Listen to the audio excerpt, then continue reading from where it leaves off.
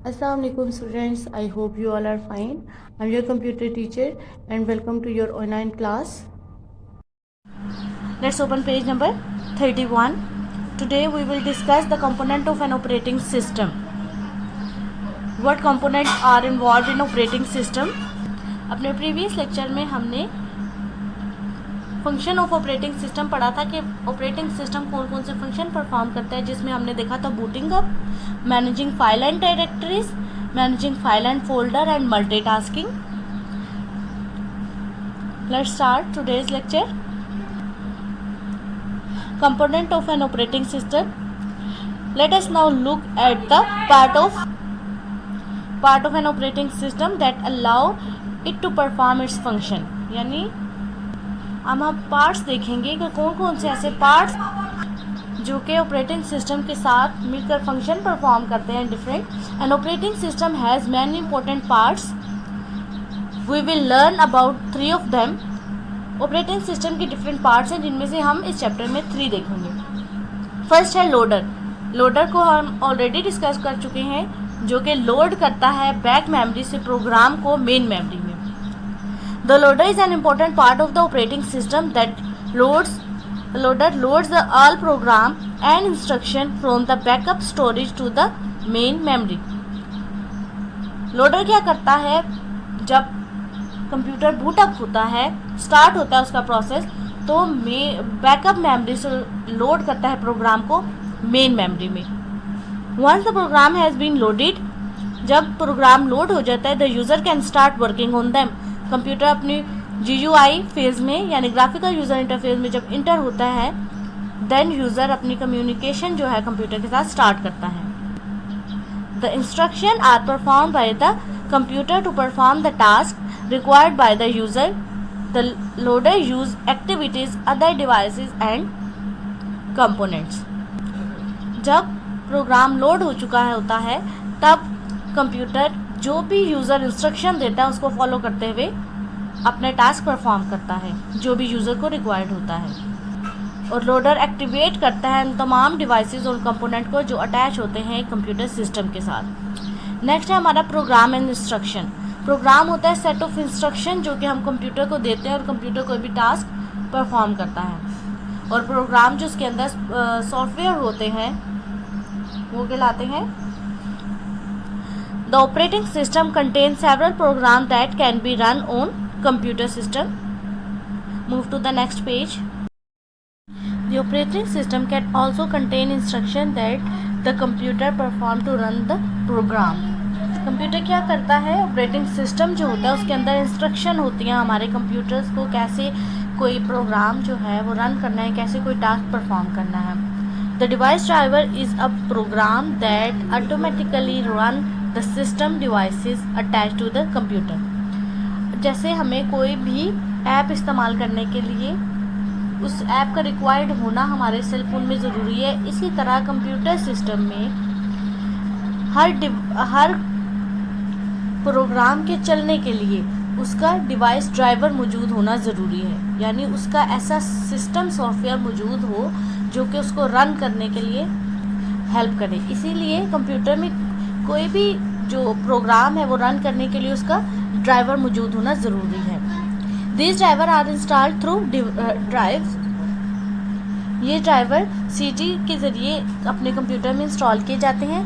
The device manager display the computer list of devices and tell us whether their drivers are updated और not. Device manager क्या होता है? वो ये चीज़ display करता है कि हमारे पास कौन कौन से प्रोग्राम के ड्राइवर्स मौजूद हैं और कौन कौन से अपडेटेड हैं और किन्हें हमें अपडेट करने की ज़रूरत है. If the driver is missing it has to be installed. अगर कोई ड्राइवर मिसिंग है तो हमें क्या करना है? उसे इंस्टॉल करना है. You can access the device manager by clicking on devices and printer in the start menu.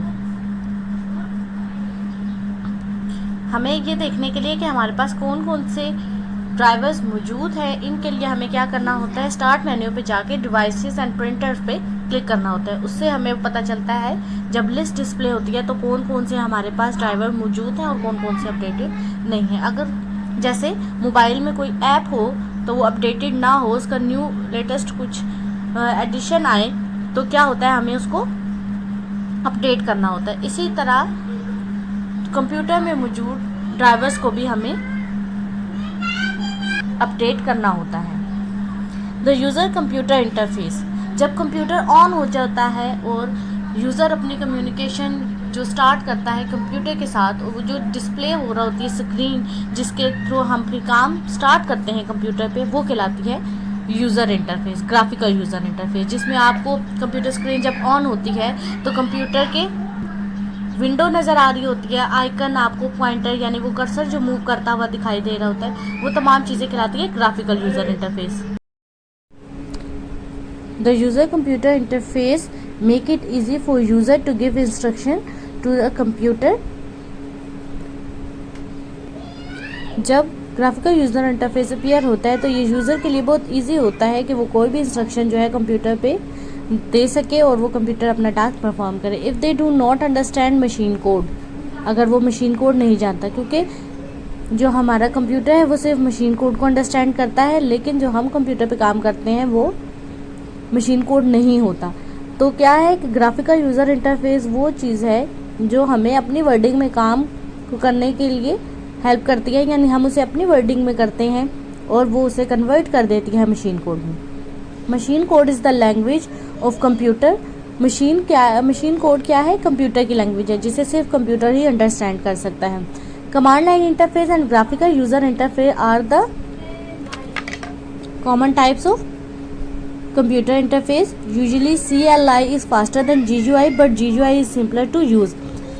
दो जो इंटरफेस है हम यूज़ करते हैं, एक कमांड लाइन जिसमें कमांड्स होती हैं हम देते हैं कंप्यूटर को, और एक ग्राफिकल यूज़र इंटरफेस जिसमें हम इजीली अपना काम कर सकते हैं। जैसे कंप्यूटर का जो स्क्रीन, जहाँ पे नेक्स्ट पेज पे देखें, इस टाइप की जो चीज़ें होती हैं, इसमें जो हमारा पॉइंटर हो रहा होता है, फाइल और फोल्डर जो हमें नज़र आते हैं, ये कहलाती है graphical user interface. Command line interface वो होती है जिसमें हम कमांड की सूरत में कंप्यूटर को कोई भी इंस्ट्रक्शन देते हैं। तो as compare to GUI, CLI fast working करता है बट ये एक डिफ़िकल्ट प्रोसेस है understanding. That's why people use GUI because it is simpler to use. Disk operating system DOS is an operating system based on command line interface.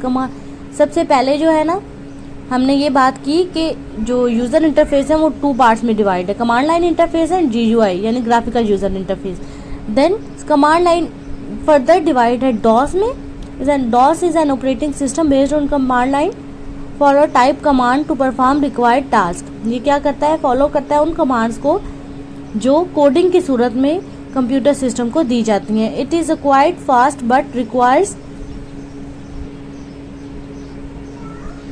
requires to memorize the exact syntax of each command, यानी हर एक command का syntax जो है वो हमें याद रखना होता है, जो कि GUI में इस टाइप का नहीं होता। GUI में जस्ट हमें जो चीज़ नज़र आ रही होती है हम उससे यूज़ करते हुए कोई भी टास्क परफॉर्म करते हैं, हमें कोई भी चीज़ याद नहीं रखनी पड़ती।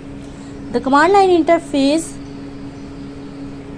is still used where purely text-based data and instruction are to be stored on computer or a problem in the computer has been corrected। यानी कमांड लाइन इंटरफेस हम वहाँ यूज़ करते हैं जहाँ हमारा डाटा जो होता है वो टेक्स्ट की फॉर्म में होता है और हमें कोडिंग की सूरत में जब कोई प्रॉब्लम सॉल्व करनी होती है तब हम इसे यूज़ करते हैं। Microsoft window is an example of an operating system based on graphical user interface. जो हमारी विंडो होती है, जैसे विंडो 7 है, विंडो 10 है, वो इसी की एग्जाम्पल ऑपरेटिंग सिस्टम की जो कि GUI पे बेस करते हैं। Instead of typing command the user can click on icon and drag it to a required file और फोल्डर। इसमें क्या होता है कि हमारे फाइल और फोल्डर हमें एग्जैक्ट नज़र आ रहे होते हैं, हमने जो भी टास्क परफॉर्म करना होता है वो करते हैं। और इसी तरह हम कोई भी आइकन क्लिक करने के बाद उस पर कोई भी टास्क परफॉर्म करते हैं। अगर हमें आइकन की लोकेशन चेंज करनी होती है तो हम उसको क्लिक करके ड्रैग करते हैं, अपनी रिक्वायर्ड लोकेशन पे जाके ड्रॉप कर देते हैं। This make it simpler to use. A GUI is also called VIMP, window menu icon pointing devices interface. It is used whenever visual data is needed। GUI को हम VIMP भी कहते हैं, जिसमें विंडो यानी जब हम कंप्यूटर ऑन करते हैं तो जो हमें विंडो दिखाई देती है, उसके बाद जो आइकन हमारी होम स्क्रीन पे हमें नज़र आ रहे थे, जैसे रिसाइकल बिन का, माई कंप्यूटर का और जो भी हमने रखे हुए हों। उसके बाद पॉइंटर, जो हमारा पॉइंटर मूव कर रहा होता है, जैसे हम किसी भी फाइल और फोल्डर पर क्लिक करें तो हमारा पूरा मेन्यू अपीयर होता है। तो window, icon, menu and pointing device. तो स्टूडेंट, आज का आपका जो होमवर्क टास्क है वो ये है। सबसे पहले आप लिखेंगे an operating system has many important parts, we will learn 3 of them. अब फिर आप लोडर को स्टार्ट करेंगे। लोडर कहाँ से स्टार्ट होता है? The loader is an important part, यहाँ से लेकर परफॉर्म द टास्क, यहाँ तक आप इसे लिखेंगे। देन आप लिखेंगे हेडिंग में प्रोग्राम एंड इंस्ट्रक्शन। इस पार्ट को आपने पूरा लिखना है। प्रोग्राम एंड इंस्ट्रक्शन का पार्ट आपने पूरा लिखना है, क्योंकि इसमें डिवाइस ड्राइवर्स भी आएंगे। उसके बाद आपने लिखना है the user computer interface. Start से लेके आपने बी करेक्टेड तक लिखना है, और इसकी लास्ट लाइन है GUI is also called VIMP वाली, यहाँ तक आपने लिखनी है और इसे याद भी करना है। थैंक यू स्टूडेंट, अल्लाह हाफिज़।